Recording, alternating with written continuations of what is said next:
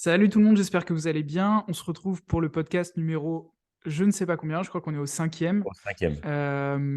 dans lequel on va parler plutôt de la partie récupération. Donc on a vu l'entraînement, on a vu pas mal de choses déjà, la nutrition. Bien sûr, on le sait, un des trucs les plus importants pour prendre de la masse ou même pour sécher, peu importe, ça va être la façon de récupérer. Donc on vous a aujourd'hui listé quelques éléments. Alors on va le dire tout de suite, vous aurez un PDF que vous pouvez télécharger dans la description de la vidéo, dans lequel vous aurez un peu le résumé de ce qu'on va dire aujourd'hui. Mais voilà, on va parler un petit peu de ce sujet-là qui est extrêmement important. Fabien, qui a mal dormi cette nuit, le sait. Sa journée d'aujourd'hui va être peut-être moins productive qu'à l'habituel. Mais voilà, on va parler de ce sujet-là. Fabien, est-ce que tu veux introduire un peu ce qu'on va voir aujourd'hui? Ouais, donc du coup, bonjour. Comme Léo l'a dit, j'ai passé une nuit pas faux folle. Enfin, j'ai pas mal dormi sur le fait, hein. C'est surtout que je me suis couché trop tard. Donc du coup, j'ai loupé le bon traîneau. Et c'est vrai que là, je me sens pas ultra en forme ce matin. C'est de ma faute. Je suis resté sur les écrans, travaillé tard, etc. Et j'arrivais pas à m'arrêter. Après, tu as le cerveau en ébullition, tu dors mal. Donc c'est pas cool. C'est pas cool parce que bah, ça joue sur ta récupération, donc possiblement sur tes performances. Et quand tu Production hormonale. voilà, ça joue sur plein de choses, sur le production hormonale, sur ta comment dire? Ta force que tu auras le lendemain, enfin sur Mm. beaucoup de facteurs. Et c'est vrai qu'aujourd'hui, bon, c'est pas grave, c'est le day un peu off pour moi en CrossFit, donc bon, je vais faire du sauna, ça va me faire du bien. Mais c'est vrai que ça peut jouer, la veille d'une compétition, par exemple, sur les performances que tu peux faire le lendemain. Donc c'est vrai que c'est pas à négliger. Bon, je parle de compétition, mais il y a pas que ça, hein. Ça peut être aussi sur ta santé mentale, le lendemain, si tu as beaucoup de boulot à faire, à effectuer ou tu auras besoin de beaucoup de réflexion, tout ça, ça peut t'emmerder, clairement. Ouais. On peut prendre l'exemple d'une personne, on va dire lambda, mais c'est-à-dire vous bossez en bureau, ou vous avez un job, je sais pas, vous êtes plombier ou peu importe. Euh, Il y a plein de choses qui vont venir empêcher ou ne pas faciliter en tout cas votre prise de muscle, votre santé globalement, votre énergie, votre focus, que ce soit des horaires décalés, que ce soit... alors la sédentarité va jouer aussi. Si vous vous couchez trop tard, comme on l'a dit, si vous êtes devant les écrans, si vous êtes pas particulièrement dans une pièce vraiment obscure, ça arrive souvent aussi. Euh, alors, on a de la chance en France, on a des volets, mais moi qui ai vécu en Espagne ou dans d'autres pays, il y a des endroits où c'est que des rideaux, par exemple, et c'est une sacrée galère. Donc, bref, on va parler de ça aujourd'hui. Le premier sujet que tu avais, Fabien, il me semble que c'est plutôt qu'est-ce qui se passe à la suite À la suite d'un entraînement. d'un entraînement. Ouais. Ouais, exact. Est-ce que tu peux nous parler de ça? Yes. Alors à la suite d'un entraînement, ce qui peut être intéressant à faire, ce que je vous conseille de faire d'ailleurs, c'est une sorte de phase de retour au calme, on peut appeler ça comme ça, et qui correspondrait, je dirais, si on parlait un peu en termes techniques, à faire de la zone 2, c'est-à-dire, une zone dans laquelle, votre fréquence cardiaque n'excède pas, allez, on va prendre une fourchette large, mais il faut pas aller au-dessus de 70 de sa FC max. Mais bon, l'idéal, je dirais entre du 50, 55-65, c'est la bonne fourchette. Et donc, c'est un moment qu'on va passer, par exemple, à faire de la marche rapide, à faire du vélo, mais à faible intensité. On va pas faire monter trop les watts. Et ça peut être aussi du rameur, hein, ou même de la course, mais très, très légère. Et de manière, en fait, à faire travailler, son cœur à un certain rythme cardiaque, qui n'est pas trop élevé et qui va justement favoriser la récupération sur ce temps de travail-là. Donc c'est un temps de Hmm. travail au final, mais il va être bénéfique pour pouvoir mieux travailler ensuite. Donc ça peut paraître un peu bizarre parfois de se dire ça, mais si je fais plus, je vais perdre de la masse, je vais perdre du poids, et cetera. Non, si vous travaillez pas plus haut que ça, à cette zone-là, en zone 2, on appelle ça, si vous ne dépassez pas cette zone, vous n'allez pas avoir d'effet, on va dire, négatif, par exemple, sur une prise de masse.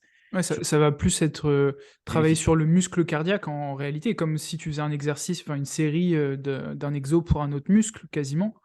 Ouais, Tu... mais en plus de ça, ça va aider à la récupération. Ça va Hmm. favoriser la récupération de tes autres muscles que lesquels tu vas fatiguer. Et voilà, donc le fait de travailler un petit peu en zone 2, comme ça, je dirais, le minimum, ce serait 10 minutes, mais ça peut monter jusqu'à 1 heure, 2 heures. C'est vraiment pas un souci. Et puis, au contraire, si vous voulez vraiment augmenter la performance pour les jours à venir, bah, 45 minutes, 1 heure, c'est vraiment pas de trop. Et aussi pour la perte de masse grasse, parce que du coup, si on parle un peu en technique encore, tu le sais, hein, pendant la séance de sport, on vient épuiser ses réserves de glycogène. Donc ça, c'est les Mhm. réserves de glucose qui sont transformées en glycogène dans les muscles et qui vont être retransformées ensuite pour donner de l'énergie aux muscles. Et donc cette énergie, une fois que vous l'avez cramée à la séance, vous l'avez plus. Mais le fait de faire, ce petit cardio, on va dire, cardio, hein, basse intensité, vous allez plus avoir de glycogène dans vos muscles à utiliser. Donc votre corps, le substrat énergétique qu'il va utiliser, ce sera vos Le lipides, gras. logiques. Et en gros, le gras, voilà. Donc vous allez perdre du gras davantage en faisant ces 20 minutes de plus à la fin de votre séance ou même l'heure, comme j'ai dit, juste avant. Hmm. Voilà, donc c'est très, très important pour moi et c'est vraiment quelque chose qu'il faut pratiquer si on a le temps, bien entendu. Mais si on n'a pas le temps, ne serait-ce que 15 minutes, 10-15 minutes, c'est déjà super. Ouais, et on en reparlera, et notamment de ce qui s'appelle, enfin ce qu'on appelle le NEAT, donc non-exercise, c'est non-exercise, je sais plus le terme après, mais c'est thermogénésis ou un truc comme ça. En gros, le fait de faire de l'exercice à basse intensité, ça va exactement comme l'a dit Fabien, on va pas aller puiser dans le glycogène, on va faire en sorte que le corps puise dans le gras parce qu'on n'est pas à une intensité suffisante pour avoir besoin du glycogène. Et globalement, c'est plutôt du gras que vous allez cramer. Mais, Notamment pour ceux d'entre vous qui sont sédentaires, c'est hyper important. C'est mon cas aussi. mais attention, avant la séance, ça n'aura pas du tout le même effet. Mm. C'est vraiment une fois que les réserves de glycogène ont été épuisées à la fin de la séance quoi, qu'il faut le faire du coup. Ouais. Ne vous dites pas, tiens, je vais faire 20 minutes avant, 20 minutes après. Les 20 minutes avant, ça va juste être un échauffement. Ça va pas être bénéfique pour du moins la perte de masse grasse, que vous espériez. Ok. Voilà. Donc, ok, retour au calme, on va dire, c'est un des outils qu'on peut utiliser pour la récupération. Qu'est-ce que tu avais d'autre Bah, moi, j'avais l'hydratation, hein. Ouais, L'hydratation qui pour moi, est très importante parce que, bah, l'hydratation, ça contient tous les minéraux et on a besoin de toute façon, notre corps fonctionne grâce à l'eau. Je vais pas faire un placement de produit, mais on le voit derrière moi juste là, le Berkey, c'est un truc super pour filtrer son eau, je vous conseille d'ailleurs d'en avoir un si vous pouvez. C'est très, très utile, et là, au moins, vous pouvez boire n'importe quelle eau, l'eau de pluie, du robinet et cetera et la traiter et enlever tous les traitements, qu'ils peuvent avoir là-dedans, donc c'est cool. Mais ouais, c'est très important, de bien boire pour ne éviter les déchirures musculaires, tout ce genre de trucs, quoi. ouais, Faut on bien le voit, de toute s'hydrater. façon, la baisse de performance, il suffit d'avoir 1 ou 2% de déshydratation et la baisse de performance, elle est immense. Mmh mh. Donc, pensez à boire même pendant votre séance, c'est hyper important. On ne se rend pas compte à quel point c'est important, en fait. Mais personnellement, je sens que je me déshydrate au fur et à mesure de ma séance et je bois, allez, on va dire peut-être 1 litre pendant ma séance, un tout petit peu moins peut-être, Ouais. 75 centilitres, je pense, pendant la séance, mais tout ce qui se passe autour est aussi important. Est-ce que vous êtes arrivé à la salle, en étant hydraté? Est-ce que le reste de la journée, vous continuez à vous hydrater, correctement? Donc ouais, hydratation hyper, hyper importante. Enfin, des bouteilles en cuivre aussi, c'est pas mal. Moi, je bois là-dedans. Ça a plein de bonnes propriétés pour l'eau. C'est bon, c'est comment dire, des idées de l'Ayurveda. Donc, c'est des trucs très, très, très anciens. Mais apparemment, ça permet de bonnes choses à l'eau. Ça donne de bonnes choses à l'eau, le fait Ouais. qu'elle soit au contact du cuivre. Bah, après, tu as parlé, des minéraux, donc il y a un autre truc important, ça va être, par exemple, de consommer pas mal de sel, Ouais, notamment avant son entraînement, parce que c'est important de pouvoir stocker de l'eau et de l'utiliser, enfin que votre corps l'utilise. Mais on reparlera aussi des minéraux certainement dans un autre podcast en entier. ouais, Personnellement, moi, je bois que dans j'ai que des récipients en verre, en verre, ouais. donc évitez au maximum de boire dans le plastique. parce que bah, voilà, on sait qu'il y a des problèmes dus aux microplastiques, notamment BPA. de, de... Le BPA, hein. Ouais, c'est comme ça Phénol, que ça s'appelle? bah, BPA free en général, c'est ce qui est écrit sur les emballages en Ouais. plastique. Quand ils veulent que tu manges dans du plastique ou que j'évite quand même. Mais Donc bon, tous les perturbateurs endocriniens ça, qui ouais, ouais, peuvent ouais. causer des problèmes hormonaux et notamment enfin, freiner votre production de testostérone ou d'hormones de croissance ou plein d'autres choses, ou des Ça, c'est un problèmes autre débat. thyroïdiens, voilà. Parce que Euh, perturbateurs hormonaux, tu me lances sur un sujet, mais là, ça ferait. Waouh! C'est un très, très, très, très, très gros sujet. Il y en ouais, a mais partout. on en parlera aussi, On en reparlera. parce que je pense que c'est important. Donc voilà, si vous buvez de l'eau, évitez au maximum. Alors si vous buvez de l'eau du robinet, faites en sorte qu'elle soit traitée, filtrée, pas simplement au travers d'une Brita, mais certainement plutôt un outil comme à Fabien. Ouais, surtout que c'est Euh, une autonomie de 12 ans. Donc, une Brita, il faut changer tous les mois. Là, le filtre, tu fais 12 ans avec. Donc, c'est pas un investissement, mais derrière, un peu plus rentable. c'est plus rentable. Ouais. Et boire du coup plutôt dans des récipients, on va dire en verre, plutôt que du plastique. Donc voilà, c'est juste des petites astuces, mais sur le long terme, ça s'accumule. Et bah, quand on est dans cet aspect musculation, on va chercher tous les petits trucs qu'on peut. Donc voilà. Ouais. Ok, hydratation, hyper important. Troisième point. Bah, j'allais dire l'apport juste en calories. C'est-à-dire Ok. que, manger suffisamment, manger pas trop non plus, mais au moins suffisamment pour pouvoir, bah, j'en ai parlé juste avant, les stocks de glycogène là qu'on a dans le corps, dans nos muscles, bah, pour pouvoir les reconstruire, pas les reconstruire, mais Remplir, ouais. voilà, les re-remplir, si on peut dire ça comme ça.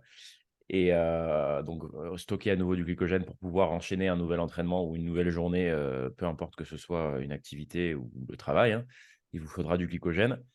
Qu'est-ce que je voulais dire sinon? Il vous faudra aussi, un bon apport d'antioxydants, donc ça, vous le trouverez surtout dans les légumes et dans les, condiments aussi, vous pourrez en trouver dans tout ce qui est épices et cetera. Il y en a pas mal dans les fruits, style myrtille, enfin, Ouais, ouais. les trucs comme ça. Le chocolat noir aussi, Mmh mh. Ouais, 85% plus. c'est En ça. général, c'est mieux. Et tout ça, ça permettra de garder un système hormonal, qui soit fonctionnel, qui fonctionne Mm. bien et puis un apport en protéines aussi, suffisant pour pouvoir justement reconstruire ses muscles. Parce que, beh, quand on fait de la musculation, quand on soulève de la charge, quand on pousse de la charge, on tire de la charge, on vient, faire des lésions, alors, c'est pas des grosses lésions, hein, mais on abîme nos muscles et pour qu'ils se reconstruisent et qu'ils soient plus forts la prochaine fois pour pouvoir, subir le même effort avec moins de dégâts et beh, il faudra manger des protéines. Donc des protéines, on en trouve dans plein d'aliments, hein, il y a pas que la viande, mais voilà, l'apport principal viendra quand même des protéines animales, c'est là où il y en a le plus. Les œufs, par exemple, en plus, ils ont un facteur de, comment dire? D'assimil ils Assimilation. s'assimilent. Ouais, l'assimilation, ouais, qui est assez important. Il y a un tableau, qui explique tout ça, quelles protéines sont les mieux assimilables, que les autres. Mais voilà, bon, la protéine, c'est un autre sujet, mais juste, voilà, il faudra quand même que vous ayez, un apport conséquent en protéines. Ça peut être entre, ouais, 1,5, à 2 grammes, un petit peu moins, hein, vous pouvez être à 1,4, mais quand on veut vraiment prendre en masse, on va vraiment déchirer ses muscles, on va vraiment les abîmer, donc on aura besoin d'un apport conséquent quand même en protéines. Donc ouais, je conseillerais moi entre 1,5 jusqu'à 2 grammes. Après au-delà, il y a pas de réel intérêt. Un truc que j'ai vu aussi qui était intéressant, dont on parle peu, mais plus on est avancé en termes de masse musculaire, donc plus ton corps a un pourcentage de masse musculaire élevé, en réalité, moins tu auras besoin de protéines. Et plus tu es avancé aussi dans ta pratique, parce que quand tu débutes, tu vas plus détruire tes fibres musculaires, et donc tu vas avoir besoin de plus de protéines finalement pour les reconstruire, tandis que quand tu es plus avancé, tu vas peut-être faire des lésions moins grandes que quand tu es débutant. Je trouvais D'accord. intéressant, je trouve que c'est un truc dont on parle pas beaucoup. Ouais, non, c'est vrai, Donc a priori, tu aurais besoin d'un petit peu moins de protéines quand tu es plus avancé dans ta pratique. ça j'en ai Euh, aucun moi alors, ouais. mais voilà, ce que tu disais, du coup, c'est important. Sur la partie récupération, on Ouais. connaît le principe de fenêtre anabolique dont on parle, alors qui est beaucoup plus ouverte qu'on ne le pense. C'est pas dans l'instant après votre séance, mobiliser, enfin, du coup, consommer forcément des protéines et des glucides qui vont vous permettre de reconstruire les stocks de glycogène et d'amener aussi les protéines vers les muscles. Vous avez quelques heures pour le faire. C'est pas, vous n'avez pas besoin de le faire dans les 10 premières minutes Non. après votre séance, contrairement aux Oui. croyances populaires. En général, enfin voilà, si vous mangez dans les 4 heures après, c'est très bien. Mais donc protéines plus glucides. Moi, je dirais aussi avant l'entraînement, c'est bien d'avoir, enfin de manger avant l'entraînement, je trouve important pour faire une séance dans laquelle on va pouvoir mettre l'intensité nécessaire. Alors, ça dépend, qu'est-ce Euh, que tu entends par avant? ouais, alors je dirais glucides avant la séance. Ouais, mais comment, quand je veux dire avant, qu'est-ce que tu entends par avant? Ok, dans l'heure avant, quoi. Dans l'heure avant, toi, tu dirais? Juste glucides. Donc un Glucides dans fruit, l'heure par avant. exemple? Ouais, une Oui. banane Ouais, mûre. OK, ouais, dans ces cas-là, oui. Mais un vrai repas, non, Ouais. pas juste avant. Le vrai Parce qu'on repas, ne veut c'est pas mobiliser la la digestif, quoi. digestion Voilà, pendant c'est votre séance, forcément, parce que votre sang va être mobilisé dans votre estomac, et ouais, c'est ouais. contre-productif pour votre séance, ouais. Donc ouais, non, le dernier repas avant la séance, en général, l'idéal, c'est 2 heures et demie, voire 3 heures même, Mm. que vous ayez fini de digérer et par contre, un petit fruit, par exemple, une banane, une pomme, un petit truc juste avant l'entraînement, ça peut aider. Moi, je le fais pas spécialement, mais je sais que certains, toi, Léo, il me semble que tu le fais, que tu aimes ça. Ouais. Certaines personnes, ça leur fait du bien, donc il y a pas de contre-indication à ça. Tout dépend de l'intensité que vous allez mettre dans votre séance. On reparlera aussi de l'intensité. Moi, le coach qui m'accompagne est vraiment pointilleux sur cet aspect-là. Et c'est vrai que quand on voit les gens s'entraîner à la salle, on se demande s'ils sont là vraiment pour s'entraîner ou juste pour rien. Ouais. Donc, il y a besoin de mettre de l'intensité pour que vous évoluez dans votre physique, clairement. Et donc, voilà, on en reparlera aussi. Et aussi, Mais pour pouvoir dernier mettre cette intensité, il faut avoir des glucides, il faut avoir l'énergie pour le faire. ah oui, c'est sûr, tu peux pas mettre de l'intensité si tu as pas l'énergie, enfin, si Si tu es cramé tu à ton pas. premier exo, bon. Mais autre chose que j'ai pas dit sur, on parlait alimentation, manger suffisamment de calories, tout ça, c'est manger des aliments bruts, de Ouais, préférence. des vrais aliments, quoi. Alors pas les manger bruts comme ça, manger une patate douce, comme ça crue, hein. Je dis brute, vous la préparez vous-même. Vous la cuisez vous-même, vous préparez vos plats vous-même et ce sera beaucoup mieux pour vous. Parce Mmh. que dans tout ce qui est aliments transformés, il y a du sucre, il y a plein de conservateurs, des édulcorants, des machin, bref, des trucs qui sont perturbateurs endocriniens, voilà, hein, le système hormonal qui va être encore biaisé. Donc on évite tout ça un maximum et on cuisine par soi-même. Alors vous allez me dire: «Ouais, mais j'ai pas le temps». C'est de la foutaise. Vous passez 15 minutes sur votre téléphone après avoir mangé, bah, c'est 15 minutes que vous aurez pu passer avant pour cuisiner et c'est pas Mmh. chiant de cuisiner. Alors, C'est on pourra donner des hacks peut-être de cuisine. Personnellement, j'ai un air fryer qui est top. Vous avez Ouais, les cuiseurs vapeur. Vous pouvez moi j'ai avoir le un truc à vitaliseur, riz, ouais, vitaliseur. Il y c'est a trop plein de bien. moyens en fait de gagner du temps et de préparer rapidement son alimentation Ouais, et à clairement, l'avance. c'est de l'organisation et Ouais, vous pouvez préparer comme il vient de le dire à l'avance. ouais. Une Vous soirée, faites 2 kilos de pommes de terre d'un coup. Enfin, c'est ce que je fais moi en général le soir, tu vois? On fait à manger pour, nous 2 et beh, je fais un surplus de glucides, comme ça je sais que le lendemain midi, hop, j'ai déjà ça dans ma gamelle, tu vois? ouais, mais c'est pareil en général. On essaye le midi de passer le moins de temps possible pour le faire, mais on prépare du coup la veille. Ouais, c'est ça, c'est très bien. C'est un Euh, moyen de faire qui fonctionne très bien, ouais. donc alimentation hyper important. Ouais. Ensuite, Bon après il y a des petits trucs, moi tu vois? J'avais, le bain froid qui peut servir ou la cryothérapie aussi. C'est, ouais, je donc pense que c'est un truc un petit peu plus pointilleux parce qu'il y a pas mal de croyances. Par exemple, on pensait avant qu'il fallait absolument se plonger dans un bain froid après la séance, ce qui est pas forcément, enfin, c'est pas productif.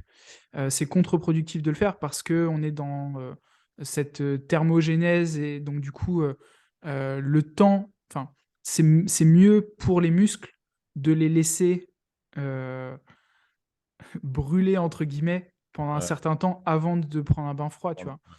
Donc, je pense qu'il faut qu'on soit précis sur ce Ça dépend de sujet-là, sur ça dépend de pour qui aussi, quoi. C'est ça le ouais, truc. Si c'est juste du moi volume celle-là, d'activité. c'est plus pour des personnes qui recherchent vraiment, moi je dirais de la performance, hein. Ça s'adresse surtout à ces personnes-là qui veulent rechercher de la performance, qui veulent favoriser l'oxygénation des muscles. Ouais. Et en Très bon gros, aussi pour le breathwork, donc le ouais, travail de souffle, etc., de prendre carrément. l'habitude d'être dans un bain froid et d'arriver. Ça peut être. Je crois que les recherches là de Andrew Huberman, donc qui est un chercheur sur notamment ces sujets-là, il dit il suffit de, je crois, c'est 6 minutes dans la semaine, un truc comme ça, d'être plongé dans un bain froid pour en voir les bénéfices. Ce qui est, enfin, ça paraît rien, quoi. Rien. Mais après, 6 minutes à 6 degrés, Voilà, vous les sentez. c'est Vous les fou, quoi. sentez passer. On, Ouais. on pourra en faire une vidéo. Moi, j'ai un setup avec un bain froid juste dans ma cour. Donc, je pourrais expliquer un petit peu ce que j'ai. Mais on le fera dans une vidéo aussi à part, Ouais. plutôt que le traiter dans le podcast. Donc, retour au froid. Ouais. Sommeil, est-ce qu'on a parlé du coup en détail tout à l'heure ou on peut donner quelques éléments complémentaires? Ouais. On n'a pas parlé plus que ça en détail, non. D'accord. Bon, sommeil, a priori, c'est quand même un des éléments les plus importants, notamment parce que justement, votre production hormonale va être en grande partie faite la nuit. On Enfin, y passe un tiers de notre vie aussi à dormir, quand même. on y passe un tiers de notre vie. Donc, avoir un bon matelas, c'est important. Ouais. S'il y a un truc dans lequel vous pouvez investir, à mon sens, c'est un bon matelas. J'ai Euh, investi 2000 balles dans mon matelas, par exemple. ouais. Et je ne regrette pas du tout. Non, non, bah c'est totalement nécessaire. Ouais. Et vous allez le garder 10 ans, 15 ans. Enfin, Ouais. a priori, vous le gardez un moment. Donc, si tu remets à combien est-ce que ça te coûte par mois, c'est pas grand-chose. Être du coup dans une pièce vraiment dans le noir, c'est important aussi pour, euh, enfin, en gros, ton cerveau ferme, ferme tout et t'es profondément endormi. Toutes les sources de lumière en fait vont potentiellement vous faire sortir de votre sommeil, ou en tout cas, vous n'allez pas avoir un sommeil aussi réparateur. Donc, c'est important. Ne pas garder son téléphone dans la chambre, le garder dans une autre pièce, c'est mieux. Ouais. Même s'il est en mode Euh, avion ou quoi que ce soit, hein, essayez de le garder dans une autre pièce. pour pas qu'il y ait d'ondes ou de choses comme ça potentiellement. Ouais, ouais, c'est ça, potentiellement. Et puis, bah, même le fait d'être tenté, juste. Tu vois, tu te réveilles dans la nuit, tu regardes l'heure, et puis au final, tu restes dessus parce que tu n'arrives pas à dormir et c'est encore pire, quoi. Hmm. Donc, ouais, évitez les téléphones dans la chambre. Ouais, puis globalement, c'est une source de lumière bleue. Alors, vous pouvez avoir des filtres qui vous permettent de retirer la lumière bleue à partir de certaines heures sur votre téléphone, sur votre ordinateur. Donc, je vous conseille de les utiliser. Vous avez aussi les lunettes. Toi, il me semble que tu en as une paire. Ah non, Non, t'as pas ça. Ok. Moi, j'en ai une qui bloque la lumière bleue, mais qui bloque un autre truc. Elles sont toutes rouges, très foncées. J'en parlerai. Je pourrais faire une petite review de ces ouais, bah, lunettes-là parce qu'elles sont vraiment bien. Ça coûte peut-être, allez, 15 euros sur Amazon. Elles sont hyper qualitatives. je pense que ça fait le même résultat que moi, en gros, sur mon téléphone, j'ai fait un T'as un filtre. filtre? Ouais. J'appuie 3 fois là. Un, 2, 3, tac. Ouais, c'est exactement ça.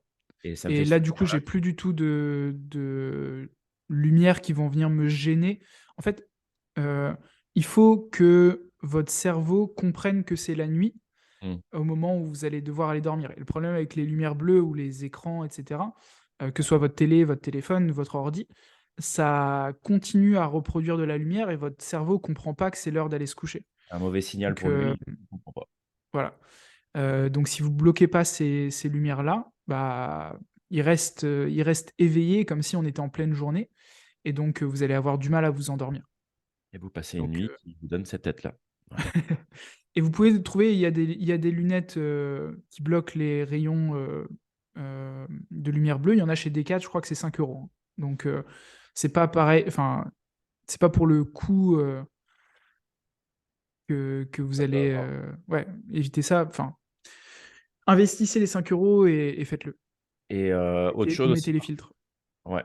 Autre chose aussi par rapport au sommeil, c'est avoir une heure de coucher qui sera la même Mm. plus ou moins tous les jours, à 15-20 minutes, une demi-heure près, quoi. Mais en gros, essayer de se fixer, bah, l'idéal, hein, ce serait 22:00, 22:30, de se coucher vers ces heures-là et comme ça, on peut passer une bonne nuit, se réveiller à 8 heures. Ça fait une nuit, vous aurez quasiment endormi 9 heures, je pense, entre le temps où vous vous êtes mis au lit et le temps où vous vous réveillez. Donc c'est top, quoi. Si tout le monde pouvait dormir 9 heures par nuit, Ouais, après, pour l'heure parfaite pour se coucher, je suis pas tout à fait d'accord, parce que ça dépend des chronotypes. En Ouais, gros, ouais, il y a ça il aussi. y a des personnes qui sont plutôt faits pour se coucher tard, se lever tard, d'autres se coucher tôt, se lever tôt. Donc, à vous de trouver finalement ce qui vous correspond. Vous pouvez taper chronotype sur Google, vous avez lion, ours, enfin, c'est Ouais, lion, ours, parlez pour moi loup, là. et il y en a un quatrième. La plupart, plus de 50% des gens sont ours, et donc c'est plutôt se coucher moyennement tard et se lever moyennement tard aussi. Je vous donne un exemple, moi c'est coucher à 22h30, lever à 7h. Euh, et vous avez du coup donc, le chronotype qui est important, et vos cycles circadiens aussi qui vont être importants. En gros, quand on dort par cycle d'à peu près 1h30, et bah, vous allez devoir avoir un certain nombre de cycles jusqu'au matin. Et le fait de casser un cycle en plein milieu, c'est ce qui fait que vous êtes groggy en fait le matin. Et que vous allez essayer de vous rendormir. Et si vous vous rendormez un tout petit peu et que vous restoppez le cycle, bah, vous vous retrouvez avec la tête de Fabien. C'est Euh, exactement ce qui s'est passé. Là, ouais. tu as résumé le truc parfaitement. Donc essayez de compter en fait. Genre, ok, si je démarre ma nuit à 22h30, combien de cycles d'1h30 je vais avoir besoin? Et donc ça va vouloir dire, ok, je me réveille à 7h30 ou 8h30, mais essayer d'éviter de casser un cycle entre les deux, en fait.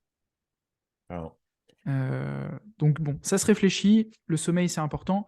Donc on l'a et dit, enlever les écrans. Ouais. une dernière chose aussi pour le sommeil qui peut être cool, c'est dormir dans une pièce qui est tempérée, qui n'est pas Hmm. trop chaude. Après, bon, Hyper important.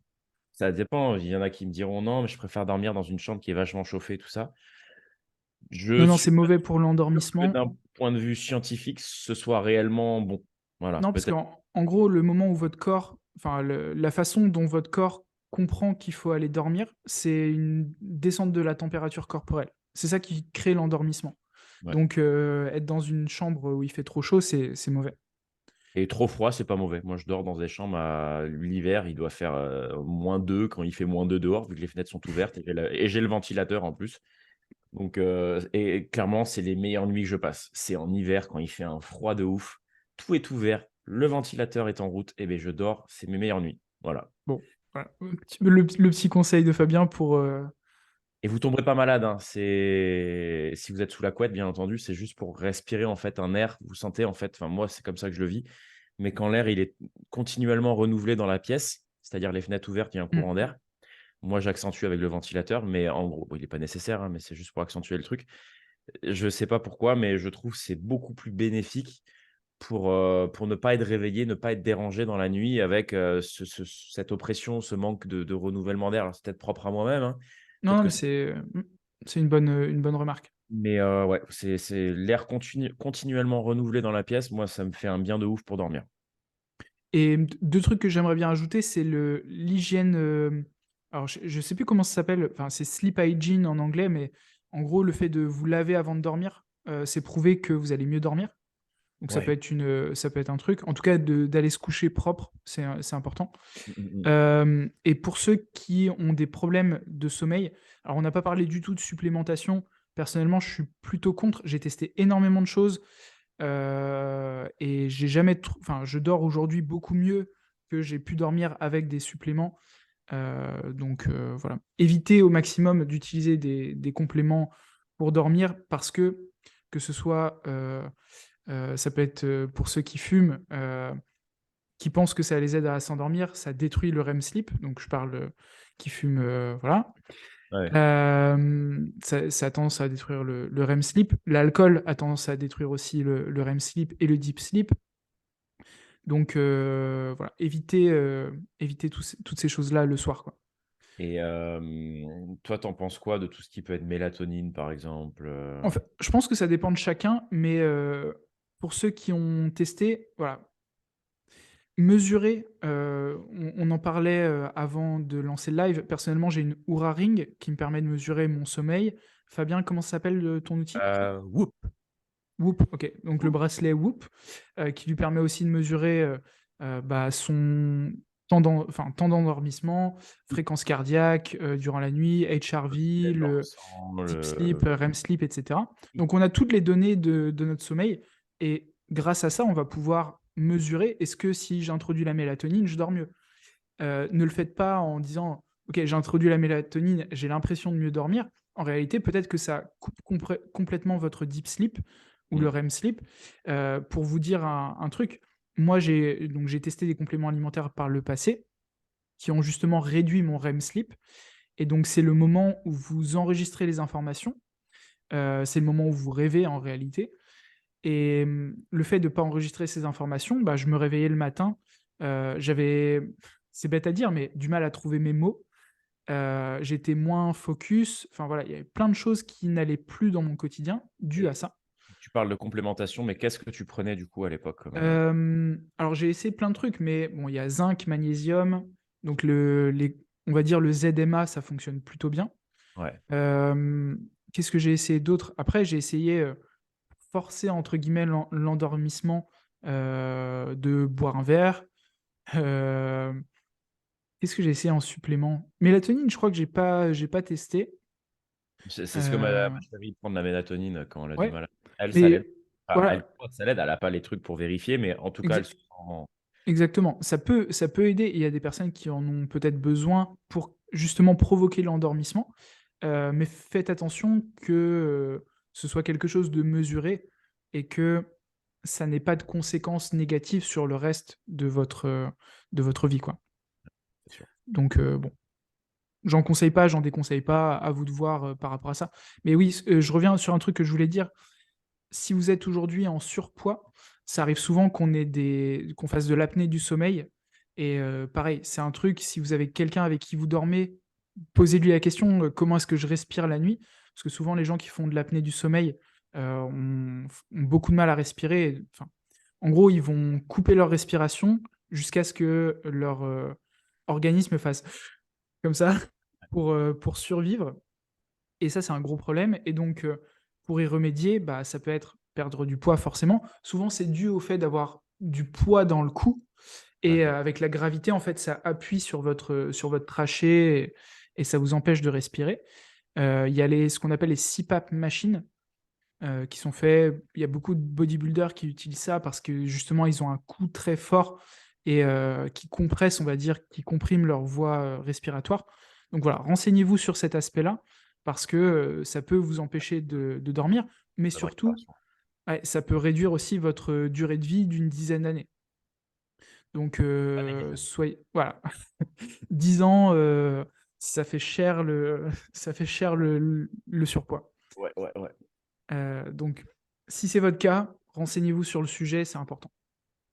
Qu'est-ce que tu avais d'autre comme info pour, Bah, moi, j'avais les antioxydants, mais j'en ai déjà parlé quand même un petit peu. Après, ouais, bon, vous retrouverez ça dans le PDF plus en détail sur les principales sources, d'antioxydants dans l'alimentation. Voilà, donc je vais pas enfin, on peut peut-être un truc que je peux bah, qu'on peut ajouter, mais globalement, hem, étirement, massage, kiné si besoin, enfin, tu vois, tous ces éléments-là qui vont venir complémenter un peu ouais, la pratique sportive, pour éviter de vous blesser, mais même, rien que le fait de vous étirer alors je suis pas un expert sur ce truc-là, Fabien vous en parlera mieux que moi, mais j'ai vu pareil des recherches qui disaient que le fait de s'étirer pendant la séance, par exemple, si je fais du bench press, donc du développé couché, faire ma série de développé couché et ensuite des étirements, tu vois, du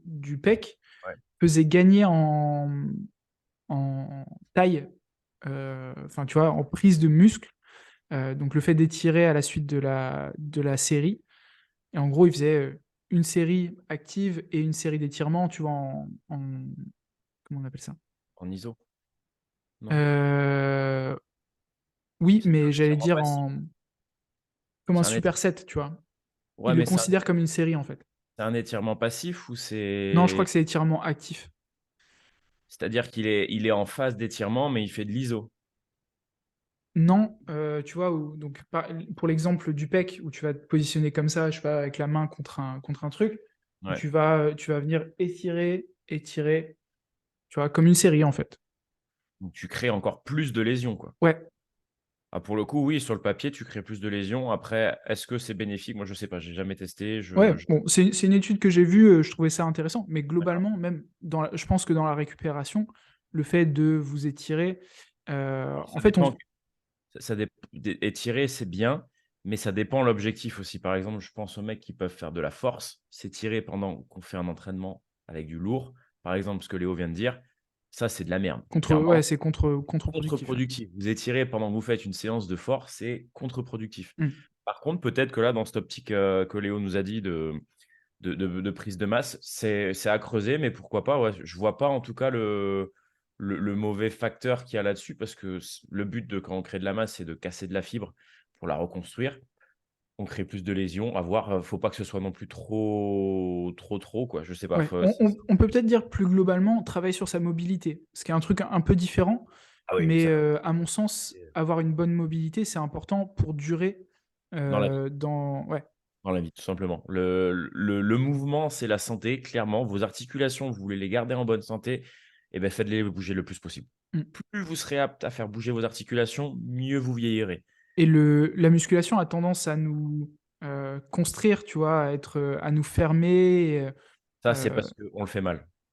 ok. Mais je pense à des mecs, Jouji Moufou, là, par exemple, c'est Mhm. une armoire à glace, ce mec, il est monstrueux, mais il te tape des grands écarts avec une barre au-dessus de la tête, il a une mobilité incroyable. Le muscle ne va pas vous restreindre votre mobilité si vous la Tout à si fait d'accord, mais il faut la travailler. voilà, faut la travailler et c'est un truc qui est ultra important, vous vous sentirez tellement mieux si vous étiez mobile à fond.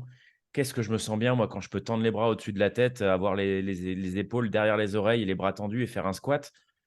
C'est tellement agréable de Sans pas être douleur et restreint, sans. sans douleur. Et quand justement on le fait pas assez, là je le vois, je l'ai pas assez fait ma mobilité, du moins sur l'ouverture thoracique et les épaules ces derniers mois.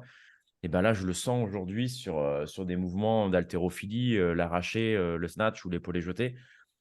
Bordel, qu'est-ce que je me dis? Pourquoi j'ai pas fait de mobilité, Mm. quoi? C'est nul, c'est chiant, ça fait mal, j'ai mal aux épaules quand je fais ça, alors que c'est des trucs bidons, tu vois? Mais ouais, donc c'est très, très, très, très important la mobilité si vous voulez bien vieillir, avoir des articulations en bonne santé à 50 ans, à 60 ans, à 80 ans, pouvoir vous baisser, ramasser un truc au sol, enfin Ouais, bref. sans avoir le dos bloqué. Ouais. Ouais. Et alors, je dis, on parle de dos là, mais faire du dos rond, c'est bien aussi. Mm. Vous pouvez le faire, mais voilà, on y Allez a voir sur sur l'Instagram de Fabien j'en parle si un vous petit voulez en peu, ouais. savoir plus. Ouais. Ouais. Ok, est-ce qu'on a tout couvert? Bah, il y avait aussi peut-être les produits laitiers. J'avais dit de réduire la consommation de produits laitiers, peut-être pas de l'arrêter. Bon, si vous pouvez l'arrêter, après, c'est une solution aussi, hein, mais voilà, déjà réduire, c'est déjà super bien. Bah, parce que ça reste inflammatoire, c'est une alimentation qui reste inflammatoire. Donc l'inflammation, c'est pas notre meilleur ami, quoi. Donc si on peut éviter d'avoir, toutes ces inflammations, certaines personnes ont mal aux articulations, des douleurs chroniques qui restent et qui sont inflammatoires, du coup, bah, on peut les réduire justement, en supprimant tout ce qui peut être, acidifiant, acide qui veut dire inflammatoire derrière pour l'organisme. Voilà, Ok. Bon, après, on pourra reparler aussi de l'équilibre acido-basique, peut-être dans un podcast différent, d'introduire des aliments basiques, etc., pour carrément. réduire un peu ça. Ça coûte. Personnellement, je suis quelqu'un qui suis plutôt, je sais pas si on dit prône, euh, mais qui est des tendances à être, enfin, avoir de l'inflammation. Et j'ai réintégré les laitages dans mon alimentation sans problème. Ouais, mais OK. Ouais, bah, Fabien, t'es plutôt, alors tu n'es pas végétarien, Non, c'est mais tu consommes j'ai beaucoup tendance à de légumes. réduire ouais, je consomme beaucoup de légumes Ouais, et j'ai tendance à réduire ma consommation de tout ce qui est produits animaliers, ouais. voilà. Moi, j'ai testé pas mal de choses. J'ai été végétarien pendant, je pense, un an, peut-être un an et demi. Complètement. J'ai testé pas mal de types d'alimentation. J'ai testé aussi l'alimentation cétogène, voilà, pas mal de choses. Et je me rends compte que l'alimentation où je me sens le mieux, c'est là où j'ai une alimentation équilibrée. Et personnellement, aucun problème pour consommer des produits, heu, animaliers, on va dire. Ouais. C'est pas le terme, mais Bah, si, si, ça heu, reste des ouais, produits à provenance OK. animale, Donc hein, ouais. viande et cetera, aucun problème et laitage, je me rends compte que j'ai pas de souci non plus. Après, enfin voilà, j'ai quand même, Propre à chacun, après il y a chacun, ouais, c'est comme le sommeil, on a tous des heures de coucher, machin, différents. ouais et on peut évoluer Pareil pour aussi les au limites, faut au tester sur fil de la soi. vie. On parlait des chronotypes, ils évoluent au fil du temps. On n'a Oui, pas le même chronotype quand on est enfant, où on a besoin d'énormément de sommeil et peut-être qu'on se couche plus facilement, tôt et cetera et on évolue au fil du temps. j'avais Donc aussi voilà. parlé d'un autre truc qui peut être pas mal bah, pour sa récupération, c'est alors chouchouter ses intestins, c'est comme ça que je l'avais Mmh. appelé dans le PDF. Mais, en gros, bah, il y a plein de choses qu'on peut faire qui peuvent aider, nos intestins à être en meilleure santé et bah, il se passe beaucoup de choses. Probiotiques, Ouais, prébiotiques. il se passe beaucoup de choses dans les intestins, donc c'est con de pas les chouchouter parce que notre système immunitaire, il est principalement là-dessous. Donc voilà, il y a des choses, les probiotiques comme Léo vient de dire, les prébiotiques. Moi, je sais que je me fais mon propre kéfir, par exemple, du kéfir de fruits. C'est quoi? C'est des grains, des bactéries, en fait, qu'on vient nourrir avec du sucre dans de l'eau. On met de l'eau classique, hein, de l'eau filtrée de préférence. C'est même pas de préférence et il faut de l'eau filtrée parce que sinon, les grains de kéfir, ils vont pas survivre très longtemps. Donc on met des grains de kéfir dans la bouteille, on met du sucre blond, bio aussi, de préférence et un petit peu de citron, une figue, séchée et en gros, la figue, elle va tomber au fond et au bout de 48 heures, quand les grains auront mangé le sucre, ils auront fermenté et beh, ça va créer, comment dire? Des bulles comme une boisson pétillante. La petite figue qui était déshydratée, elle va remonter à la surface. Le citron aussi va remonter à la surface. On saura que la fermentation est bonne et en gros, le fait que ce soit fermenté, ça veut dire que ça va contenir derrière des probiotiques et des prébiotiques. Donc c'est, super pour chouchouter ses intestins. Voilà. Ouais, bah, c'est un truc, pareil, on pourrait parler de ça pendant assez longtemps, mais ça va jouer sur votre, clarté, mentale, enfin d'avoir des intestins en bonne santé. On dit souvent quand on a ce qu'on appelle le brain fog, donc ouais, cette sensation d'être, d'être un peu paumé, le matin et tout, c'est souvent dû à la santé intestinale, en fait Ouais. et les gens qui ont, on va dire les intestins poreux, donc qui ont des en anglais c'est leaky gut, je sais pas comment on dit en français? Des, ça te parle ou pas? En gros, si, vous avez pas les bonnes bactéries, dans les Oui, oui, oui, intestins, je comprends, mais je vois pas le ils terme. ont ouais, bah, les bactéries ont tendance à passer la Sans être, barrière intestinale, ouais. heu et ça peut vous causer des problèmes et vous vous retrouvez, ouais, avec une mauvaise santé intestinale et je pense que vous le ressentez pour ceux qui en sont, qui sont touchés par ça, ouais.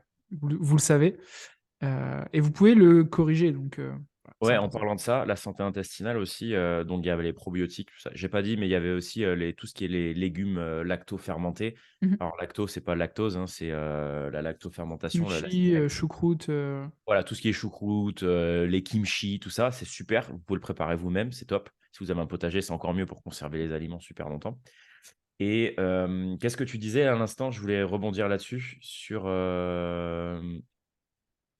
mince, je voulais rebondir sur un truc qui était je sais plus, intéressant. passer la barrière intestinale, Ouais, la barrière, la la paroi, ouais. paroi intestinale, qu'on peut souvent malmener, il y a des aliments, par exemple, qui sont pas ultra bons pour votre paroi intestinale et alors on ne dit pas être intolérant, enfin, je sais qu'il y en a plein qui disent: «Oui, moi je suis intolérant au gluten». Mmh. Il y a ça, mais il y a le fait juste que le gluten, ça peut justement, ben, un peu, biaiser vos parois intestinales et Et créer de empêcher, l'inflammation aussi, ouais. ça crée de l'inflammation et empêcher la captation de certaines bonnes bactéries, qui passent par là, quoi. Mmh.